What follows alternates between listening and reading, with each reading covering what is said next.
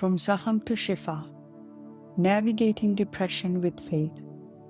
Warning: today's episode discusses depression and mental health struggles. Please listen with care and seek professional support if needed. Assalamu alaikum, beautiful souls, and welcome back to From Zaham to Shifa, our sacred sanctuary where we speak the truths and often live in silence, where faith meets the fullness of human experience, and where no struggle is too heavy to be held with love and understanding. I am your sister on this journey of healing, and today we are going to talk about something that affects millions of us, yet remains wrapped in shame and whispers. We are talking about depression, not as a spiritual failing, but as a human experience that can coexist with deep faith. If you have ever felt like you are drowning while everyone else seems to be swimming, if you have ever wondered why your prayers feel like they are hitting the ceiling, if you have ever questioned whether feeling this empty means your iman is weak, this conversation is for you.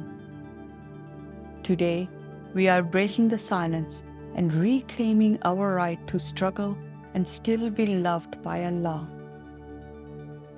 The weight of invisible pain. I will tell you about a brother. To everyone around him, he is the ideal Muslim man. He prays 5 times a day, volunteers at the mosque, offers Friday khutbahs, and always wears a calm, collected smile.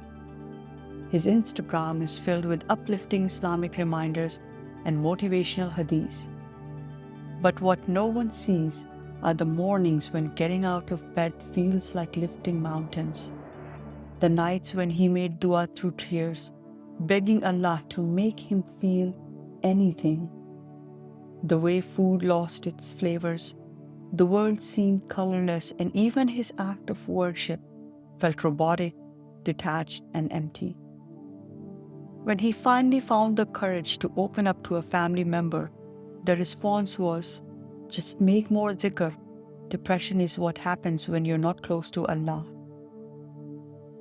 Let me say this clearly. Depression is not a sign of weak faith. It is not punishment for insufficient gratitude. It is not evidence that you don't love Allah enough or that Allah does not love you. Depression can affect anyone. The most pious, the most grateful, the most knowledgeable about Islam. It is a medical condition that affects the brain, just like diabetes affects the pancreas and asthma affects the lungs. Would we tell a diabetic that they just need to pray more instead of taking insulin? When faith and depression coexist. One of the most painful aspects of depression for many Muslims is the guilt that comes with it. We think, how can I be sad when I have Islam? How can I feel empty when I have Allah? What is wrong with my faith? But faith and depression are not opposites. They can and do coexist in the same heart.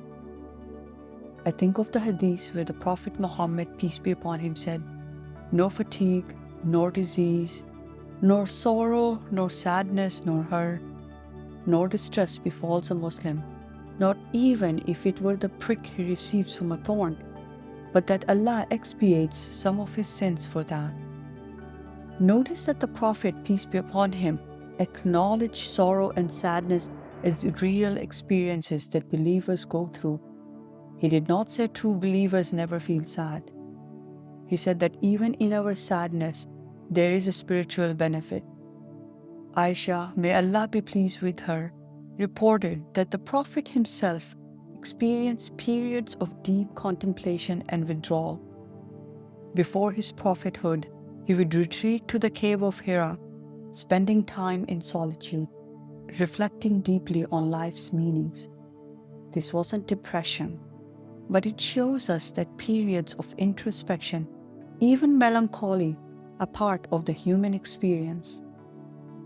A sister once told me When I was depressed, my prayers became more honest. I stopped trying to sound grateful and just told Allah exactly how I felt.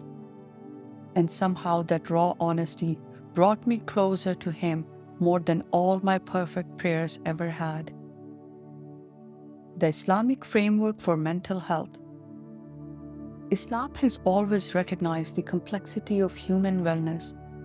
The Prophet, peace be upon him, said, Allah has not created a disease without having created for it a cure. This includes mental and emotional ailments. When we look at Islamic history, we see that Muslim physicians and scholars were pioneers in understanding mental health. They recognized that the soul, mind, and body are interconnected, and that healing often requires addressing all three. Seeking professional help for depression is not only permissible in Islam, it can be an act of worship. Taking care of the body and mind that Allah has entrusted to us is a form of gratitude.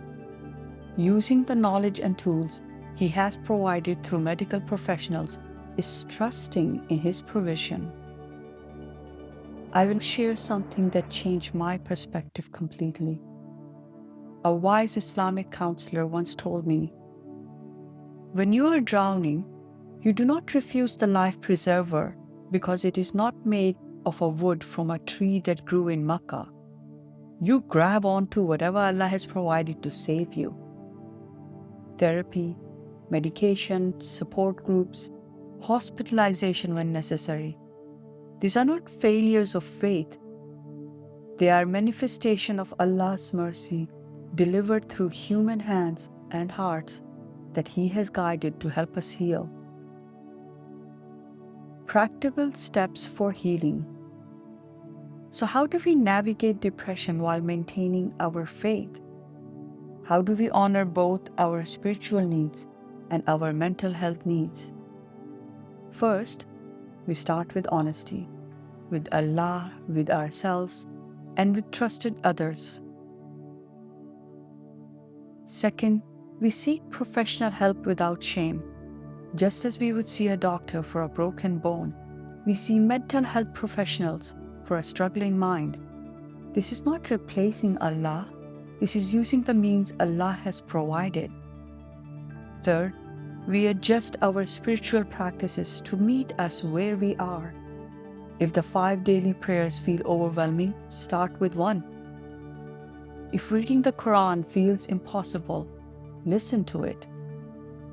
If dhikr feels empty, just say, La hawla wa la quwwata illa billah.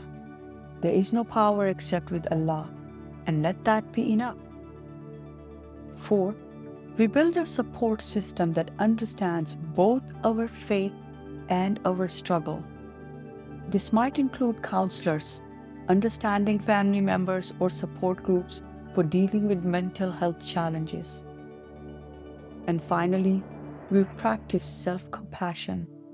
The Prophet, peace be upon him, said, Allah is kind and loves kindness in all things. If Allah is kind to us in our struggles, who are we to be harsh with ourselves?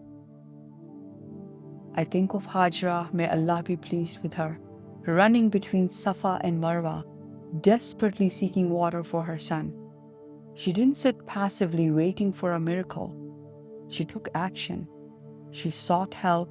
She did everything in her power. And then Allah provided the miracle of Zamzam. Sometimes our healing requires the same kind of active seeking, the same refusal to give up, the same trust that Allah will provide what we need through our efforts. The light in the darkness. Depression lies to us, my dear. Tells us we are alone, that we are broken beyond repair, that this darkness will never end. But these are not truths. They are symptoms. Do not despair, even when despair feels like the only rational response. Your depression does not make you less faithful. Your need for help does not make you less faithful. You are a whole person body, mind, and soul. And Allah loves all of you, including the parts that are hurting, the parts that are healing, the parts that are still learning how to hope again. If you are listening to this and recognizing yourself, please know you are not alone in this silent struggle. There are people all around the world who understand exactly what you are feeling, and there is help available that honors both your faith and your mental health needs. Your life has value, your pain has purpose, and your healing matters. This is From Zakham to Shifa. Until we meet again, may Allah surround you with healing, hope, and the knowledge that you are deeply, perfectly loved, especially in your struggling. If you need immediate support, please reach out to a mental health professional, call a crisis helpline, or go to your nearest emergency room. You matter, and help is available. Barakallahu fi, and Assalamu alaikum.